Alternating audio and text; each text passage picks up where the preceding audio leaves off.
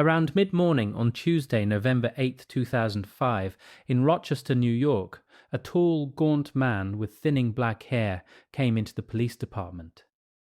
He gave his name, Robert Bruce Spahalski, and asked an officer at the reception counter if he could speak to a homicide detective.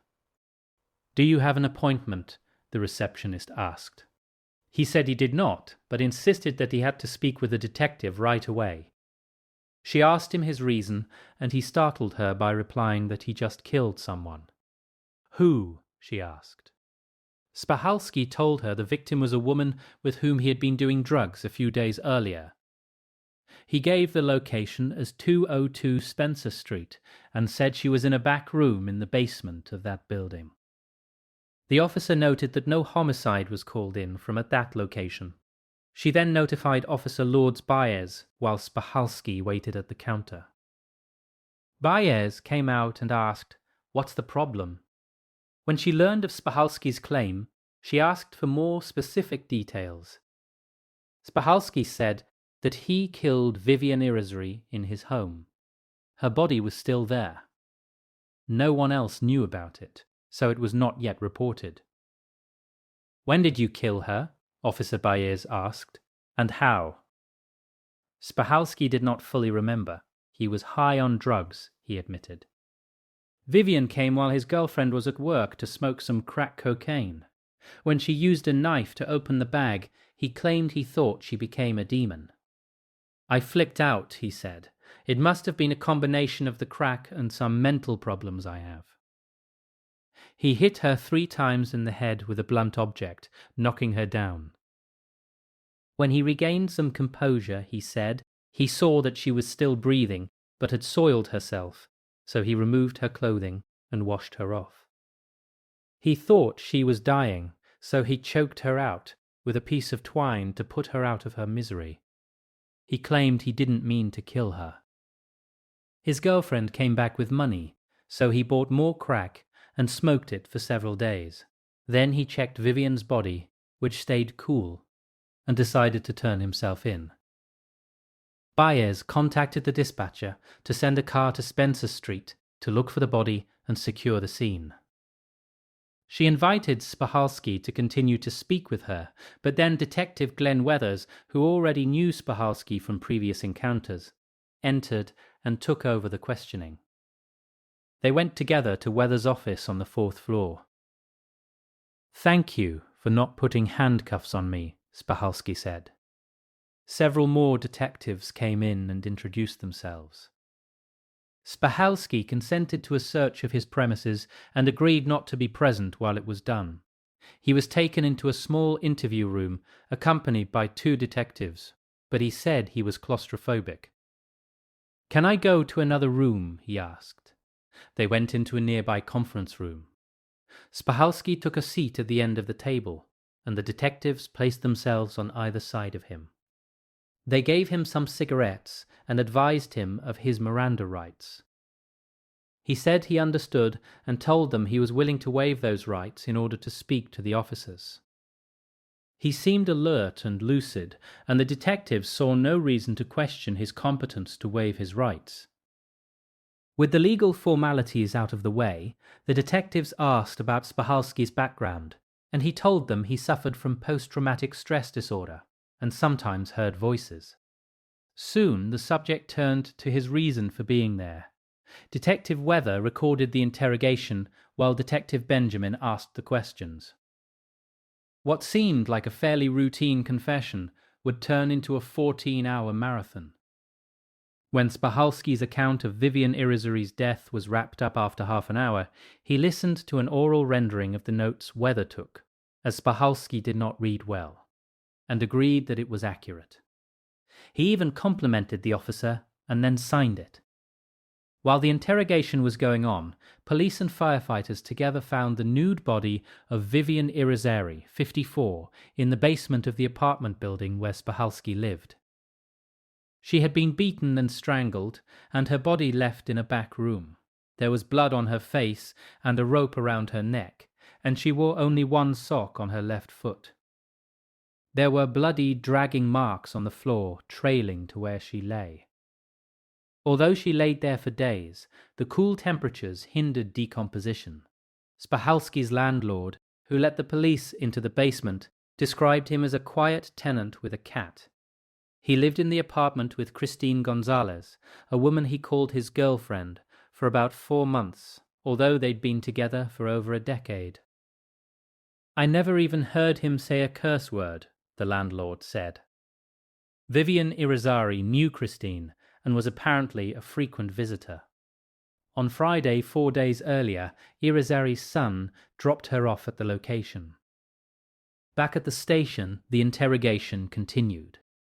The detectives were aware of a cold case in which Spahalski was once deeply implicated, so they left him alone for about 45 minutes to gather their records, and then returned. They mentioned the murder from October 1991 of Charles Grande in Webster, New York. The man was bludgeoned to death with a hammer. The police stopped Spahalski, who flashed Grande's driver's license and was driving his car. When investigators later found Grande's nude body, they arrested Spahalski. When they were unable to prove that he killed the man, they charged him with criminal impersonation.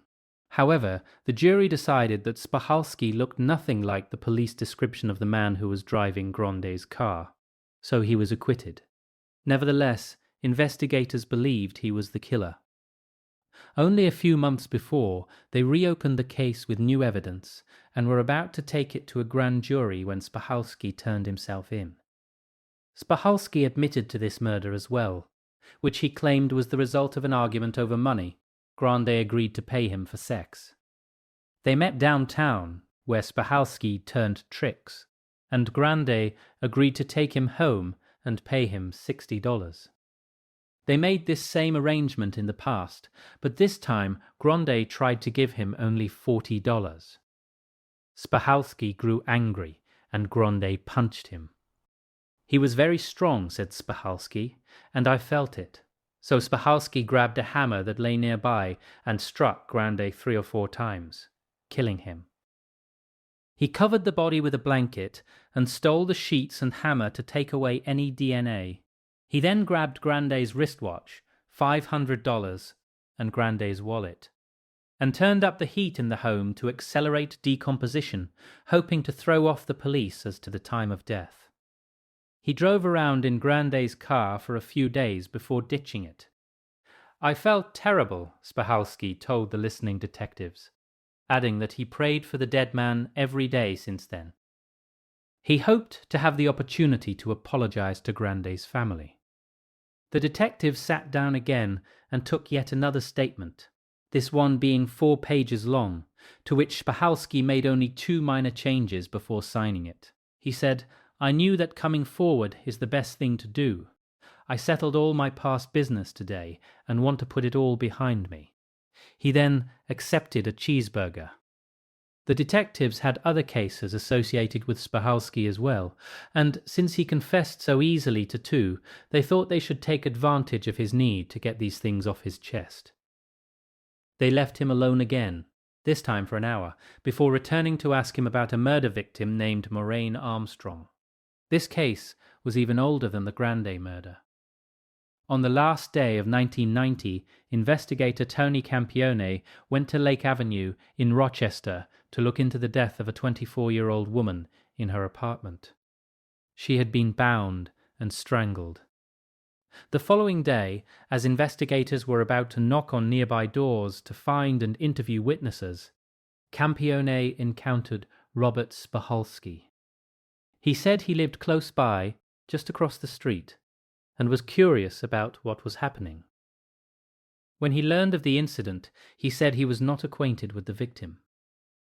Police had no reason then to arrest him, but anyone who intrudes into a case becomes a person of interest. When the detectives now interviewing him mentioned this victim's name, he asked, "Was that the woman on Emerson Street?" "No," said Weather. "But who are you referring to?" Rather than steer him back to their case, they thought it's best to let him lead the way in case there was yet another murder about which they did not know. On July 21, 1991, another woman died in her apartment on Emerson Street. and in this case Spahalski could not have denied knowing her. He was in fact her sometimes boyfriend. Her name was Adrian Berger, and she was 35. Investigators went to speak with Spahalski, and they asked him to accompany them to the public safety building. He agreed, and they transported him there. After talking with him, they could find no reason to charge him, so they took him home. On the same day, detectives talked with David Huslander, who saw a man leave Berger's house. He was shown 6 photos of men who all had similar features, and he readily picked out the photo of Spahalski. Still, they had no cause to arrest him. In fact, due to the advanced state of decomposition on Berger's body, the medical examiner could not confirm that she was murdered. He listed her cause of death as undetermined.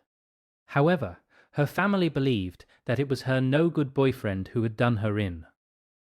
Now, in the 2005 interrogation, Spahalski admitted to this third murder. He said he choked Adrian while they were having sex. They were on the couch, about to engage in oral sex, when all of a sudden I snapped. I don't know why this happened. It's a mental problem I have. I started choking Adrian. I put my hands around her neck and squeezed her tightly. It took him 4 to 5 minutes to kill her, and finally he noticed the yellow pinpricks in her eyes that told him she was dead. He stole her car to make it look as if she was not home. Her rapid decomposition was what inspired him to come in that day to confess. He didn't want the same thing to happen to Vivian. In fact, he had tried to commit self-checkout with pills, and failing that, he decided on going to prison. The detectives got another statement which Spahalski signed. It was now 4:45 p.m., so they brought the discussion back to Moraine Armstrong. This time, it wasn't quite as easy. Spahalski insisted he was not involved in the murder of Moraine Armstrong.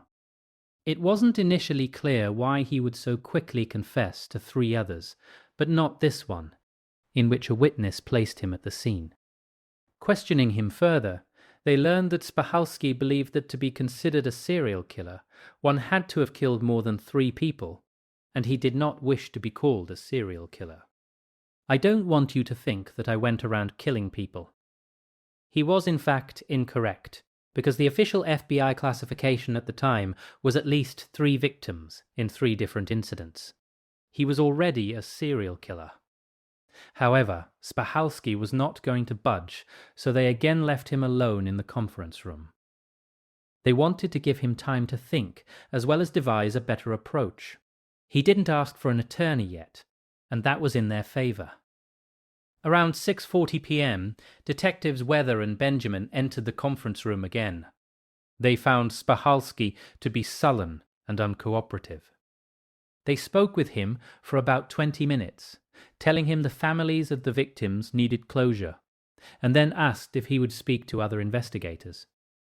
He said he would, so 2 other detectives, Cassidy and Dominic, went into the conference room. They were at Spahalski's house earlier and found Vivian's body. When they asked him to tell them what had happened, Spahalski said he did not remember. He was high. They then changed the subject. Showing Spahalski photos of Moraine Armstrong, they asked if he knew her. He said he did not, but thought she looked vaguely familiar. He seemed to grow nervous, and got up and walked around the room. They gave him the medications from his home that he requested, and he told them what each bottle was for.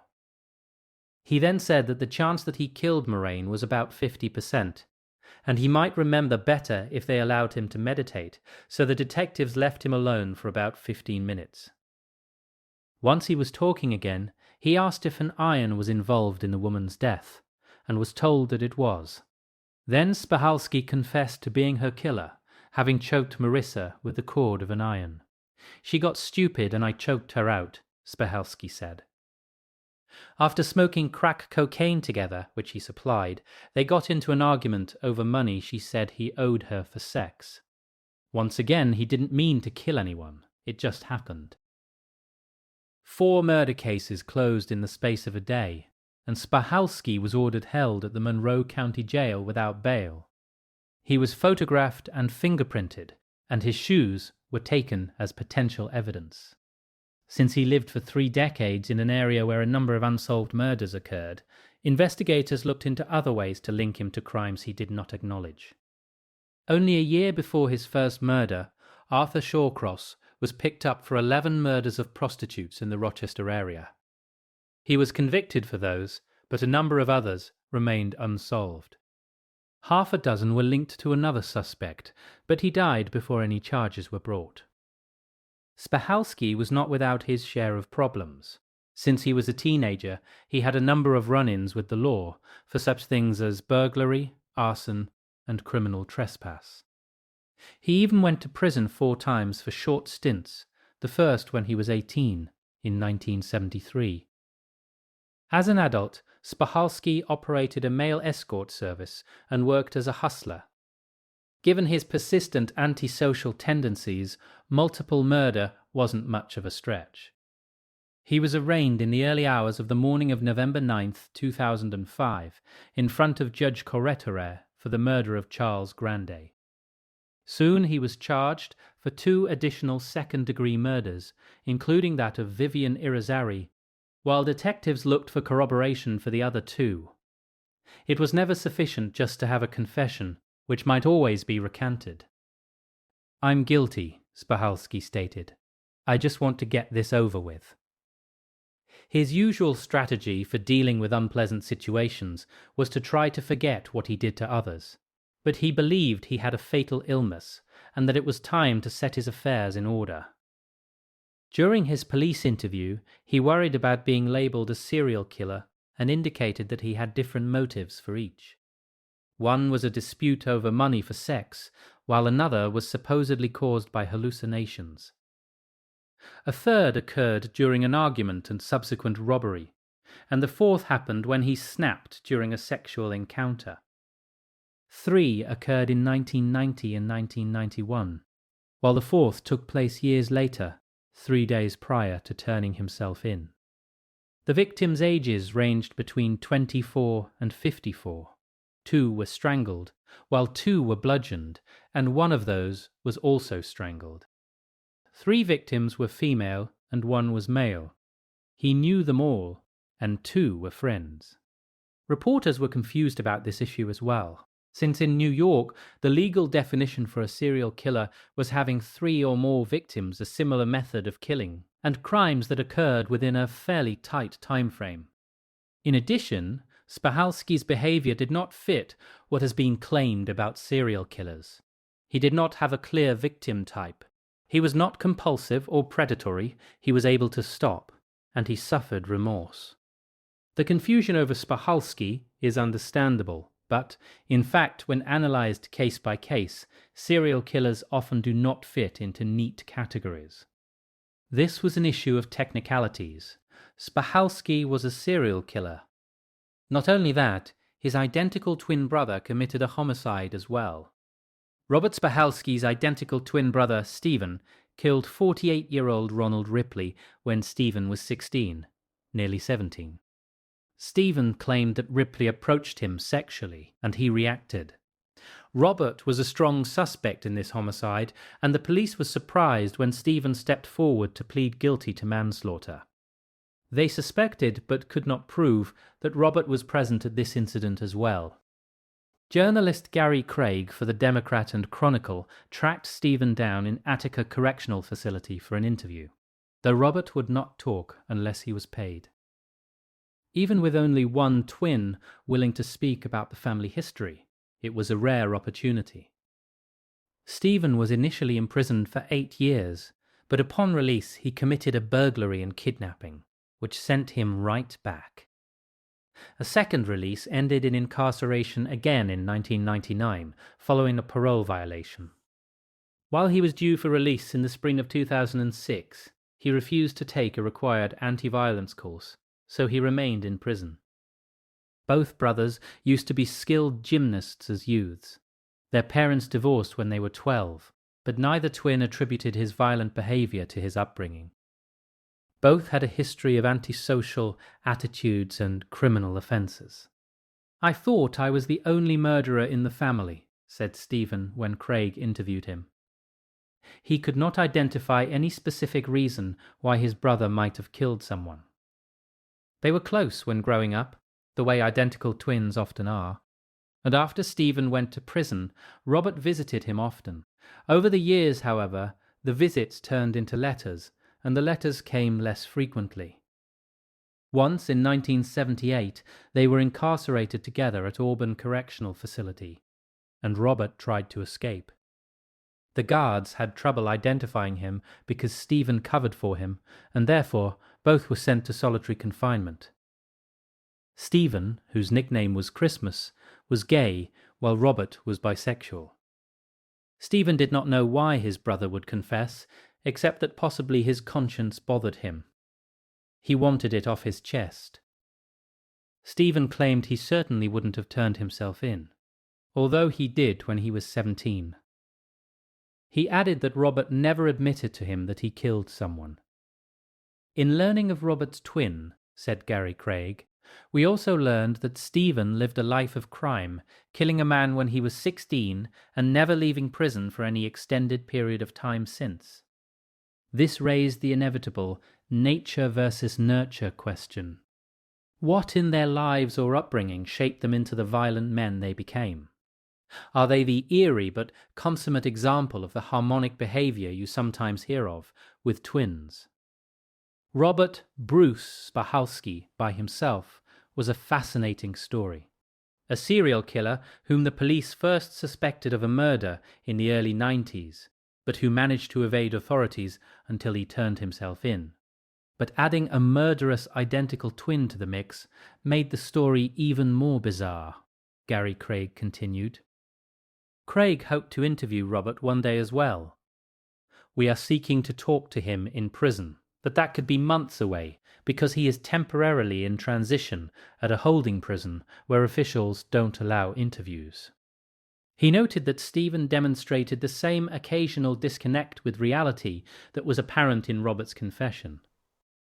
In the prison interview, Stephen claimed he recently communicated with his 1971 victim through computers at the prison, despite the fact that inmates aren't given unfettered access to computers, and also despite the fact that his victim is, of course, very dead. Stephen tells that the two, he and Robert, often had those experiences you hear of with twins, thinking similar thoughts though miles apart, knowing what each other is up to. Clearly, there is a connection between twins that often seems almost psychic. I'm not ready to make a definite leap to judgment that the genesis of the brutal acts of these two was as much genetic as environmental. But I also admit that I'm not ready to dismiss that possibility. They did not seem to share the same attitudes about their homicides.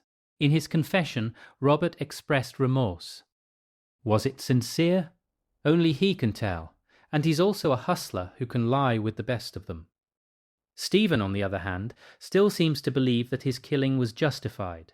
And in the interview, Stephen claimed that there had to be good reasons for his brother's slayings.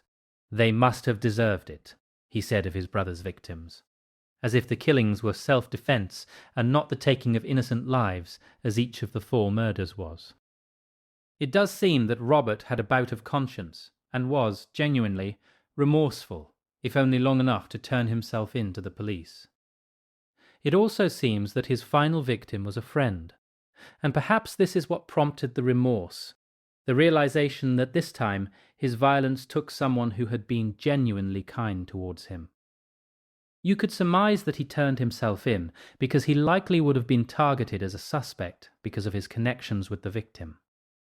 But the weakness with this theory is the fact that Robert was a suspect in other murders he committed, but always managed to avoid arrest.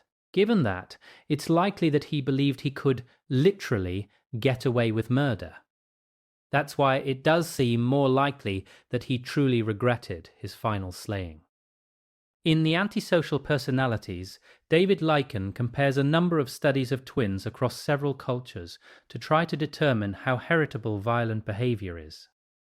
He concludes that certain heritable personality traits found more often in violent than non-violent individuals, risk-taking, aggression, impulsivity, adventure-seeking and fearlessness, mean that the propensity for violence can be inherited. The Spahalski brothers seem to have these traits. Studies of monozygotic twins found a much higher incidence of both being violent and antisocial than occurred in twins who are not genetically identical. Some of this derives from the environment, such as the culture's affirmation of violence, and some from the quality or lack of parenting. Even so, there are few examples of environments in which most siblings raised together become violent, even when there's abuse or parental criminality. John Glatt gathered a number of cases of violent twins in Evil Twins, but even he failed to find many pairs like the Spahalskis. Aside from a few cases of twin mothers, Jane and Jean Hopkins, or Gloria and Gretchen Graham, who killed their children together, most of the twins involved cases where one was violent and the other was not, or where they turned the violence on themselves. One of the pairs, Betty and Peggy Wilson, allegedly enlisted a hitman together to kill Betty's husband. Another pair of twins, George and Stephen Spitzer, were both rapists. The Cray twins are probably the most notorious criminal twins. Born 10 minutes apart, in 1933, Ronald and Reginald Cray were the sons of an army deserter. So right from birth they had a poor role model. They developed a reputation for troublemaking, exacerbated by their boxing skills, and, after military desertions themselves, developed a criminal enterprise in London of racketeering, arson, and armed robbery. Ronnie shot a man, which appalled the other and started a rift between them. Ronnie was later diagnosed with paranoid schizophrenia. Their respective fortunes went up and down, and finally, in 1967, Reggie stabbed a man to death. An informant turned them in, and they were found guilty of 2 murders. They received life sentences. After their deaths, 5 years apart, they were buried in the same grave. In a somewhat more updated overview of the issue of twins and violence, Gail Anderson's biological influences on criminal behavior, the conclusion is also that there is some genetic predisposition toward crime, at least as found in studies in several different Western countries. There appears to be a heritable component to property crimes, but not so much for violent crime, especially homicide. Given how few actual cases there are, this makes sense. Gregory Moffat, in A Violent Heart, says, even though there are a few rare exceptions, violent individuals are not born that way. Instead, they become violent through the process of cultural and sociological interaction, individual physiology, and psychological development. In January 2006, Spahalski pleaded not guilty to all the charges. Initially, he intended to plead not guilty by reason of insanity, but he changed his defense strategy. The trial lasted 2 weeks and involved all 4 murders, although there was some question about whether there might be 4 separate trials. The prosecutor, Ken Hyland, offered a narrative that involved about 40 witnesses and over 200 exhibits to show that Robert Bruce Spahalski was a dangerous man who should be locked away for as long as possible. His confessions matched the physical evidence, so it was clear he did exactly what he claimed he did.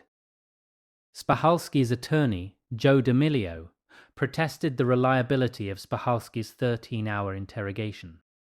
He said that due to Spahalski's drug use and his inability to take the medication he needed for a psychological condition, he was not of sound mind when he came into the police department to turn himself in, nor when he signed 4 separate admissions of guilt. D'Amelio wanted the confessions thrown out, but the judge allowed them to stay. D'Amelio then focused on the fact that Spahalski was high on crack cocaine during each incident, suffered from extreme emotional disturbance, and could not have formed the requisite intent to kill. "The demon's here," he said, as he placed 2 bags of cocaine in front of the jury, "and it's affected his mind." However, Hyland pressed home the fact that beating someone with a hammer over small change is quite personal and brutally violent, as were the strangulations with ropes and wires. In addition, voluntary intoxication is not an exculpatory defense if the person chose to take drugs aware of such possible outcomes. In Spahalski's case, he knew he committed murder on other occasions when he used cocaine, and yet he kept using it. He also knew each time that what he was doing was wrong, because he tried to cover it up and mislead the police. On November 13, the jury began to deliberate. They took less than 3 hours to find Spahalski guilty on several counts. Intentional second-degree murder in the strangling death of Vivian Irizarry, 2 counts of second-degree murder in the beating of Charles Grande. 1 count was for the felony robbery associated with the murder, and 2 counts of intentional second-degree murder in the strangling deaths of both Lorraine Armstrong and Adrian Berger. In other words, the jury concluded that Spahalski had been aware of what he was doing when he killed these 4 people, and that it was wrong. He continues to be suspected in other deaths, but the evidence is lacking and he may not be prosecuted for them. On December 12, Hyland asked for the maximum sentence of 25 years for each count, to be served consecutively. Spahalski was sentenced to 100 years in prison. Stephen Spahalski, the twin brother, didn't do well outside when he was released in July 2009 after serving the maximum sentence.